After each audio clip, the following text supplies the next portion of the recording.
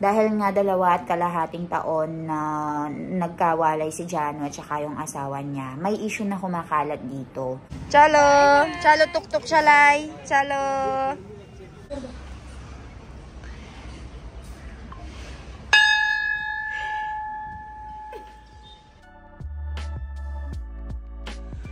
Tignan nyo naman ang binan ko, guys. Mami! Piuche!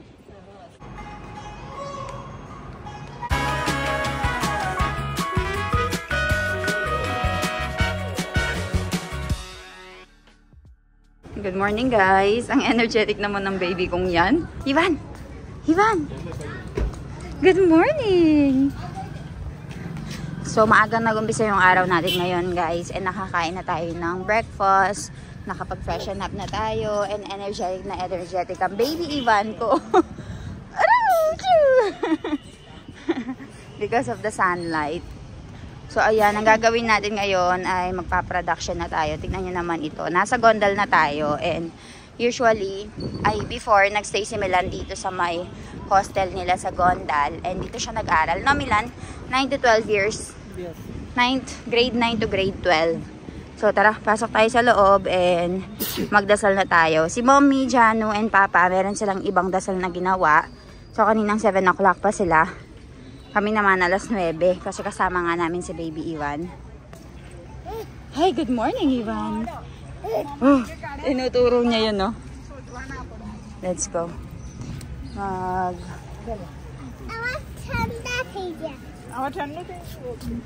Magalis tayo ng slippers. Pasok tayo sa loob.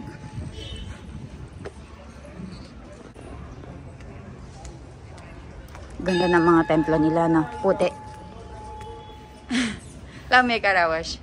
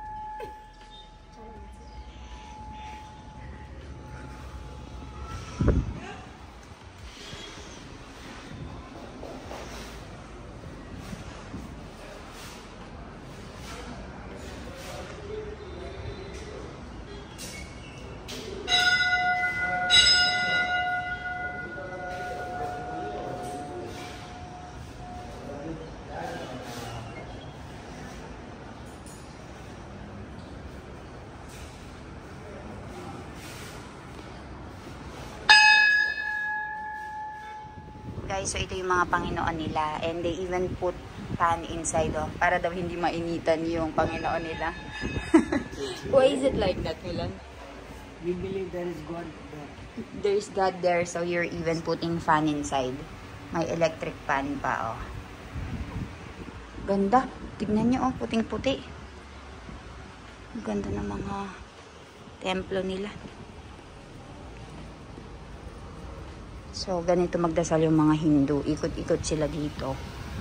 Lahat ng mga Panginoon nila ay dinadasalan nila. Hinit na hinit ang baby Ivan ko. Ayan.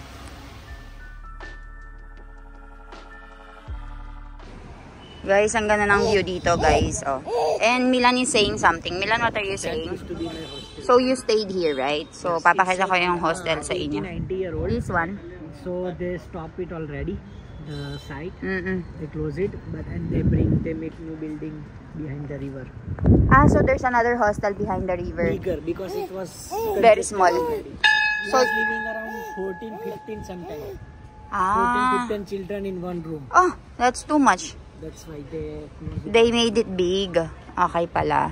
So ganun pala siya, guys. Doon siya nag-stay si Milan. Doon sa may puting yun pababa.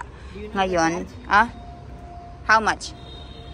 20,000 per year. Tuition, school, everything, meals, staying, everything. It's like scholarship na for religious people, No?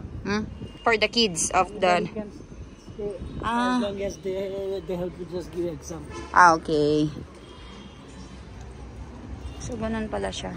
Chalo, chalo tuk-tuk chalay, chalo. Tuk-tuk driver. Bye-bye, tuk-tuk driver. जय स्वामीनारायण. जय स्वामीनारायण कर दो. ये वो जय जय जय करो, जय जय. मैं जय भेज जय. दो, मैं भेज दो. जा passenger. Our 2 passenger. कौन drive कर से? जय स्वामीनारायण. जय स्वामीनारायण. जय स्वामीनारायण कर. जय स्वामीनारायण इवन. इवन कौन drive कर से? बाय. પપ્પા જય સ્વામિનારાયણ. હવે કઈ પહોંચી ગયા આપડા? હવે આપણે ગોંડલ પહોંચી ગયા છે. tignan nyo naman ang binan ko, guys. Mami, કેવું છે? એ કેટલા વખત pa rin આવ્યા? 226. 226. You also? No, I did 216. 216. Ano, 226. So, guys, meron kasi silang bada na kapag once your wish is fulfilled, then you will do goal, Aksarderi. You promise. Some people do 11, some people do 10, 7. 108. As long as it's odd number? Or it doesn't mean like that? No, it doesn't mean like you can do whatever you want. Okay. And Mommy did Normally people do 108. Mommy did 226 and Jana did 216. Chalo. Chalo yun. Oh, Joya. Pantay video na utarin eh. Baki may bataw. Wow, Jordan siya. Ivan, babe, daddy, you get Ivan. Mobile તો ના ચાલો. Look at his smile.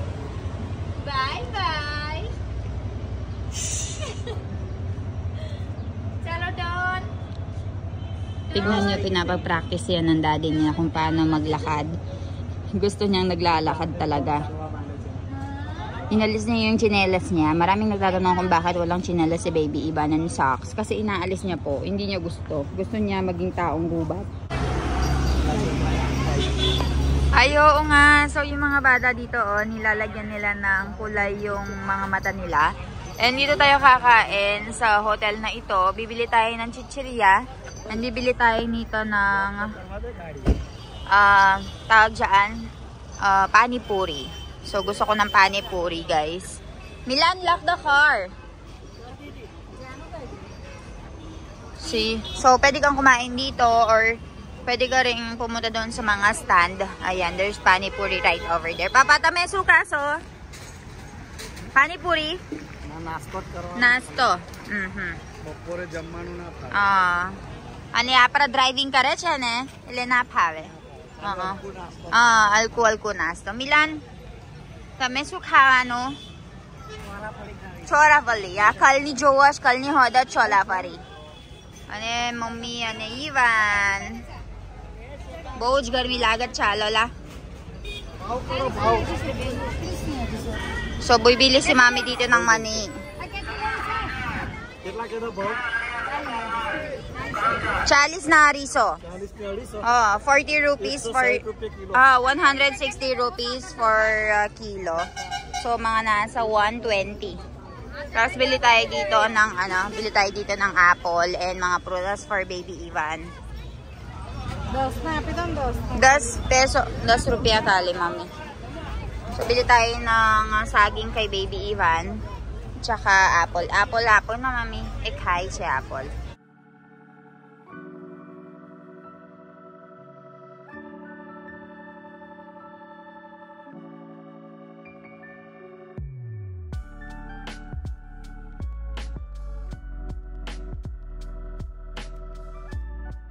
So, bumili tayo ng 10 rupees. So, 5 rupees each. O ba? Bagwan. Salo. Bili tayo ng makakain dito. Wala kaming nagustuhan doon sa mga pagkain doon, guys. And bumili lang kami ng mga mani-mani. So, nag-stop over tayo dito sa may Gallops. Nakaturo agad eh.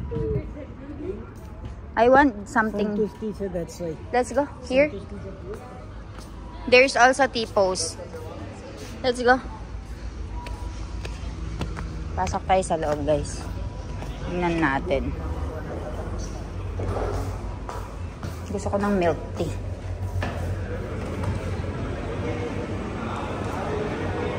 So, yan. Kainan talaga siya. Cheese garlic bread stuff. So, bumili tayo ng french fries for baby Ivan, tsaka itong strawberry shake. And kay mami naman itong pizza. Kan tagal-tagal na niya talagang nire-request yan. And what about you, Milan? What did you eat? Vada pav. And Ivan is eating french fries right over here. Nangihingi pa siya. Guys, nandito na tayo sa last agenda natin, which is itong Baruch Temple. And napakaganda ng temple na ito. Nung bago pa lang ako dito sa India, dito nila ako unang dinalain. Sobrang ganda. And meron din silang playground para sa mga bata. Papakita ko sa inyo. Ayan ang magtita. Ine-enjoy na nila ang time nila na magkasama dahil aalis na si Jano. Pyro, how? You will miss Ivan so much. Yes, I will miss my baby. Bye-bye, Ivan. Boy is going. No one will teach Ivan anymore. Musty. Milan, what are you doing? Now give me, that's the last, right? Outfit for today. Our modern mother-in-law. Milan. Let's go. Ganda. This is their temple, Baruch Temple.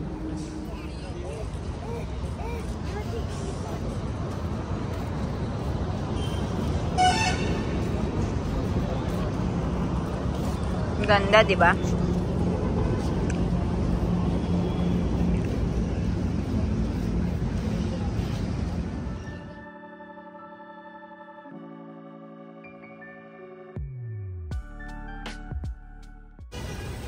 Ganda ng gardening nila. Very well maintained.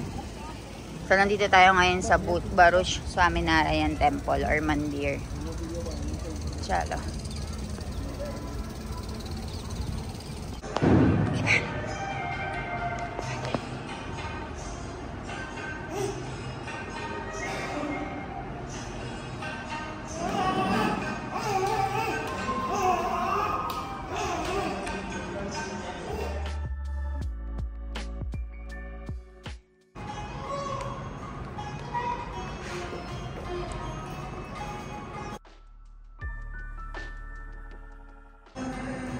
Dadasal si Ivan guys, oh.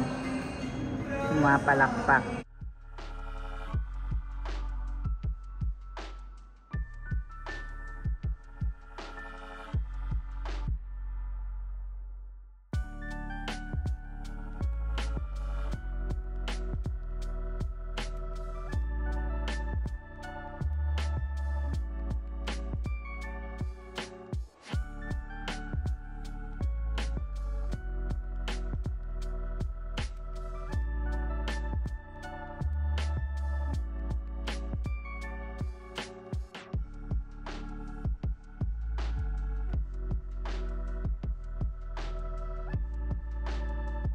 So, ayun nga guys, nakarating na kami dito sa may bahay and pagkatapos ng napakahabang biyahe, finally ay makakapagpahinga na tayo. Pero may kukwento lang ako sa inyo. So, alam nyo ba guys na dahil nga 2.5 taon na nagkawalay si Jano at saka yung asawa niya, may issue na kumakalat dito na sinasabi nila nga na nagkahiwalay na nga daw silang dalawa. So, nagtataka nga kami kung bakit ganun. Pero syempre, siguro naisip nila na matagal nga nagkahiwalay, tas madalang lang umuwi yung asawa niya. Kaya, ang sinasabi nila ay, ayun nga, naghiwalay na. Pero hindi po, hinihintay lang talaga nila yung pagdating ng visa ni Jano at saka yung licensure exam para kapag dating ni Jano doon, makapag-PR siya. So, ayan. For sure guys, mamimiss niya si Jano, mamimiss niya siya sa mga vlogs natin, and alam niyo na, hindi na masyado masigla yung vlog niya natin kasi nga wala na yung kakulitan ni Jano. Pero, ayun, it's for the better kasi, it's for the better. It's for the best kasi nga 2.5 years silang nagkawalay ng asawa niya, and finally guys, magkakasama na sila. Imagine niyo wala yung asawa niyo, parang OFW din, no? Wala yung asawa niyo ng napakatagal na taon, tas hindi rin sila nagkaroon ng maraming chance na magkasama ng matagal. Minsan nagbabakasyon lang yung asawa niya dito ng 15 days, 1 month. So, mas matagal pa yung time na nagkawalay sila kasi sa magkasama sila. So, everyone is very happy talaga kasi finally ay magkakaroon na sila ng mga memories together. And nag-iisipan nga nila na, ayun nga, mag-get together nga ulit kami sa ibang bansa, and that time i-disclose ko sa inyo kung saan and anong gagawin kasi talagang may plano na kami pagkarating ni Jano doon sa Australia, tapos magmi-meet up kami sa isang lugar, and ayun nga, magbabanding tayo kasama si Het Kumar and si Jano. So ayun, congratulate nyo si Jano guys, and pag-pray nyo siya na makarating siya ng Australia ng safe. And natapos na nga namin yung BADA or yung production na kung tawagin nila. So, umikot-ikot sila ng napakatagal doon sa may rebulto. Parang, ayun ko, Hindu religion. Hindi natin masyado maintindihan. Pero, umikot si Mommy ng 200 plus and si Jano ng 200 plus. Saying thank you sa pagkaroon ng licensure exam, pagkapasa niya sa exam, and pagkaroon ng visa. So, ayun. So, ay na-expect namin by tomorrow, magkakaroon na tayo ng shopping galore. So, mamimili na tayo ng mga kakailanganin ni Jano sa Australia. Mag-empake na tayo ng mga bags. And kapag nakapag-empake na tayo ng mga bags, darating na yung mga bisita. So, maraming mga bisitang darating, maraming mga kamag-anak para i-send off si Jano. So, habangan nyo yung mga kaganapan sa susunod na araw. Balitaan ko kayo. For now, matutulog muna ako and magpapahinga. I'll see you all tomorrow. Bye-bye!